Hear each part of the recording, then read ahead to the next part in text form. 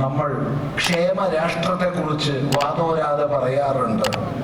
Welfare state, ക്ഷേമരാഷ്ട്രം. Economics പഠിക്കുമ്പോൾ, political science പഠിക്കുമ്പോൾ ഒക്കെ ക്ഷേമരാഷ്ട്രത്തെക്കുറിച്ച്, വെൽഫെയർ സ്റ്റേറ്റിനെ കുറിച്ച് പറയാറുണ്ട്. ഒരു ക്ഷേമരാഷ്ട്രം ഉണ്ടാവണമെങ്കിൽ അവിടെ പ്രധാനമായി 4 ഘടകങ്ങൾ വേണം. 1 ശ്രീ, 2 വിജയ, 3 ഭൂതി, 4 ധ്രുവാനീതി. ഐശ്വര്യം വേണം, സമ്പദ് ഐശ്വര്യം. വ്യവസായത്തില്, കൃഷിയില്, നവീന സാങ്കേതിക മേഖലകളിൽ എല്ലാത്തിലും ഉയർന്ന് സാമ്പത്തിക ഭദ്രതയുള്ള ഒരു സമാജം.